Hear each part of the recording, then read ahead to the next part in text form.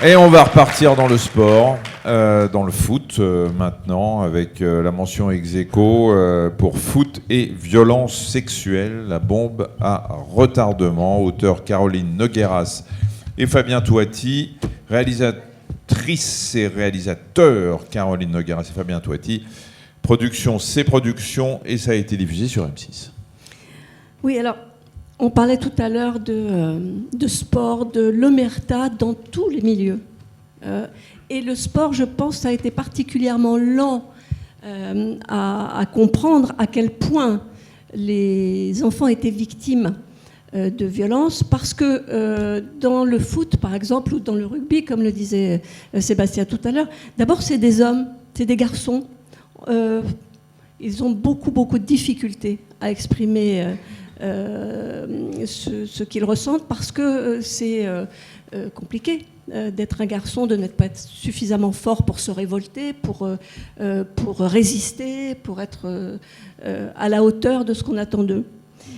Il y a aussi ce que tu disais, Bernard, c'est qu'il faut parler, bien sûr, la difficulté à parler est énorme, mais il faut que ça serve à quelque chose.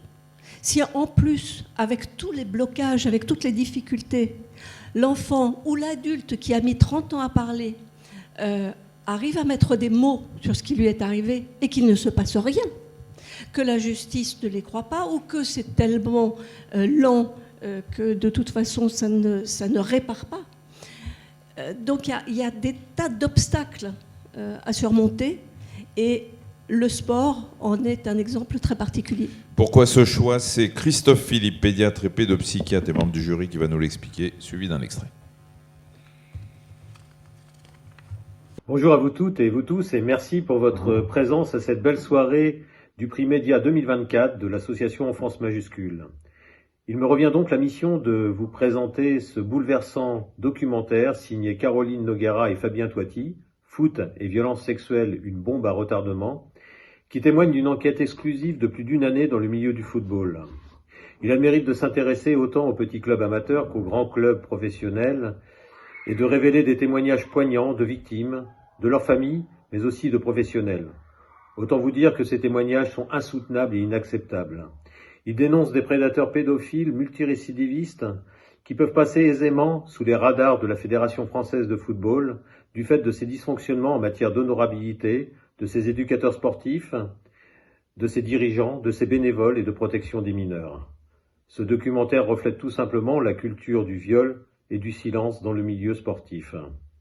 Espérons que la loi du 8 mars 2024 visant à renforcer l'honorabilité et la protection des mineurs dans le milieu du sport sera un levier pour désamorcer rapidement le détonateur de cette bombe à retardement.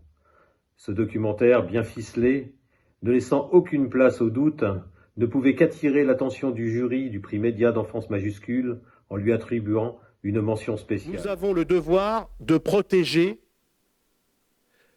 les licenciés féminines et masculines et assurer à leurs parents que lorsqu'on confie son enfant à un club de football, on le confie en confiance et en pleine sécurité. Partout où il y a des enfants se cachent des prédateurs sexuels. Le football et ses 2 200 000 licenciés, dont la moitié sont des mineurs, est l'un des milieux les plus exposés. Entraîneurs, dirigeants, bénévoles ou recruteurs, parmi eux des pédocriminels toujours en poste, malgré des interdictions d'exercer, créant le désespoir et la rage chez des mamans d'adolescents brisés. Des pédophiles, des agresseurs sexuels sont au milieu de nos enfants et entraînent nos enfants. Donc maintenant, ça suffit. Nous avons découvert avec effroi que les contrôles des bénévoles au contact direct d'enfants étaient très insuffisants, avec des dirigeants de clubs permissifs, voire complices. Mais ça ne vous a pas mis la puce à l'oreille, le fait qu'on lui enlève sa première licence? Mais on l'a pas su. On l'a pas su, madame. Ça nous a rien dit. Malgré les actions du ministère de la Jeunesse et des Sports, des trous dans la raquette persistent et inquiètent. Tout ce qu'on décrit depuis tout à l'heure, n'aurait pas dû arriver. Pendant 1 an, nous avons enquêté sur les violences sur mineurs dans le sport, avec un constat effrayant, 1 enfant sur 7 serait concerné. Je suis désolé, j'ai pas le temps de vous consacrer et passez mon numéro. Monsieur, franchement, j'ai pas envie d'en parler, s'il vous plaît. Là, vous êtes en train de me poser des questions, j'ai pas envie d'en parler. Omerta, intimidation et révélation sur les manquements des instances qui poussent des citoyens à faire eux-mêmes la police. Ça m'amuse pas de traquer un mec comme ça, c'est pas à moi de le faire. Ça, clairement, c'est pas à moi de le faire. À travers des témoignages inédits d'enfants victimes, de parents et de pédophiles, nous allons vous dévoiler les failles d'un système qui permet à des agresseurs de s'immiscer auprès de jeunes sportifs en toute impunité. Demain, vous faites votre reportage, là, ça va pas étonner que je vais vous en trouver des centaines et des centaines. Et j'en suis bien sûr. Et je demande donc à Caroline Nogueras et Fabien Touati de venir nous rejoindre pour que l'hôtesse remette le prix. Merci beaucoup. On est extrêmement touchés avec Fabien de recevoir ce prix. Alors, on va d'abord remercier bien évidemment ceux qui nous ont suivis dans l'aventure. Émilie Bourdon, qui est là, notre productrice, qui, dès mon premier coup de fil, m'a dit « on va y aller, on va trouver une solution, on va le produire ». On a mis du temps à trouver la case, on vous cache pas, mais on l'a trouvé. Bref, Jean-Marie Tricot, qui n'est pas là ce soir, et tous les gens qui nous ont accompagnés pendant 1 an. Ça a été, je pense, l'une des enquêtes les plus difficiles de notre vie, parce que on touche à l'enfance, on touche à la sexualité, on touche aux garçons, on touche au sport collectif. Et en fait, les gens ont mis beaucoup de temps à accepter de témoigner. Du premier appel jusqu'au premier jour du tournage, il s'est peut-être passé 6-8 mois. Donc voilà, donc d'abord ce prix, il leur revient aussi. Moi, je les remercie, Fabien aussi. Et puis, j'ai une maman qu'on voit dans le film qui accepte de témoigner, qui m'a envoyé un petit mot parce qu'elle savait qu'on avait le prix.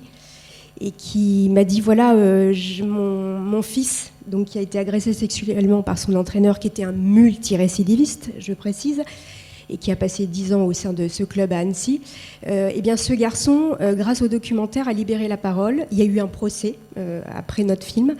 Ce monsieur multirécidiviste est parti cette fois-ci pour 11 ans de prison, on l'espère. Et ce garçon, en fait, il a écrit un long témoignage, donc je ne l'ai pas pris ce soir parce qu'il est trop long pour vous le dire, mais il dit, voilà, j'ai 12 ans et j'ai été victime d'une agression sexuelle, je veux que ça se sache, je veux que les gens parlent, et j'aimerais que ce film serve à quelque chose. Donc voilà. Et puis ne pas minimiser, c'est une grosse enquête, certes il y a les témoignages, mais on a travaillé énormément pour rentrer dans les rouages de la loi, et rentrer jusqu'au plus haut niveau de l'État, et on a découvert jusqu'au plus haut niveau de l'État des choses absolument abominables. Donc voilà. Merci pour tous les enfants. Et Fabien, un petit mot, la Fédération française de foot, quand vous êtes allé les voir, ils vous ont dit quoi ? Mais en fait, la fédération, c'est pas vraiment eux qui sont à blâmer, c'est plutôt le ministère, parce que eux, ils aimeraient faire plus de contrôle. Simplement, pour l'instant, on les en empêche parce que les moyens qu'on leur donne sont insuffisants. Donc c'est plutôt du côté du ministère, nous qu'on s'est tourné, c'est ce qu'on dénonce d'ailleurs dans le documentaire, c'est plutôt le ministère et pas la fédération. La fédération a plutôt coopéré avec nous et c'est elle qui nous a donné les chiffres. Et les chiffres, ils sont édifiants puisqu'on dit quand même que 90% des bénévoles au contact direct d'enfants ne sont pas contrôlés. Donc, et ça change ? Ça change doucement, mais non, il y a ce qu'ils disent et puis il y a les faits sur le terrain. Donc, mais nous, ce qu'on voulait aussi vraiment montrer, c'était que ça touchait les garçons dans les sports collectifs, parce qu'il y a eu beaucoup d'affaires ces dernières années, mais qui ont concerné des jeunes filles dans les sports individuels. Et dans le foot, il y a le foot féminin qui prend de l'ampleur aussi. Donc, Voilà, mais chez les garçons, il y avait quand même beaucoup moins d'affaires. Et d'ailleurs, nous, on s'en est rendu compte au début de notre enquête. On s'est intéressé à plusieurs sports. Et au départ, on a réussi à convaincre assez rapidement des jeunes filles de nous parler, dans l'équitation, dans la natation, de nous parler face caméra. Ces jeunes filles en avaient parlé auprès de leur famille.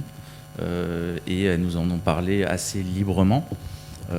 Dès qu'on a mis les pieds dans le foot, ça a été au début l'omerta totale et à un moment on a failli abandonner en fait, parce que comme a dit Caroline, on a mis 10 mois avant de tourner notre première interview, avant de convaincre des garçons de nous parler. Là, on s'est rendu compte vraiment de l'omerta et ça n'a pas encore changé, c'est encore extrêmement présent. Bernard. Merci beaucoup. Oui, omerta, ça vous l'avez dit 2 fois, Patricia l'a dit 1 fois. D'abord, le premier grand mérite de votre film, c'est effectivement de rompre avec cette omerta, et c'est évidemment pas facile. Mais votre film, je ne sais pas comment dire, il est à la fois énorme et il pose des questions très complexes. Alors parce que dans un premier temps, on est révolté. Je veux dire, vous le dites fermement, c'est révoltant. Il y a une position de pouvoir, il y a une injustice révoltante. Les adultes abusent de leur position de pouvoir. Il y a une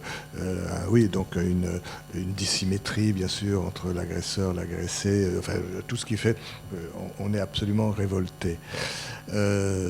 Mais là, quand même, la question très compliquée, c'est cette absence de contrôle, cette faille à tous les niveaux. Qu'est-ce qui se passe quand même pour qu'on en soit là, je veux dire, là, vous ne pouvez pas apporter une réponse complète à cette question qui est énorme. Et alors, je ne veux pas ramener plus de complications parce que je suis psy, mais je veux dire, ça devient impossible, quand on a fini de voir votre film, de se dire, mais il y a quand même une ambivalence généralisée des adultes envers les enfants. Je veux dire, on est là pour protéger l'enfance, on est là pour faire un prix, on est là pour essayer de lutter tous les uns les autres contre la maltraitance, mais il faut aussi aller voir ce qui se passe dans la tête des adultes, quand même.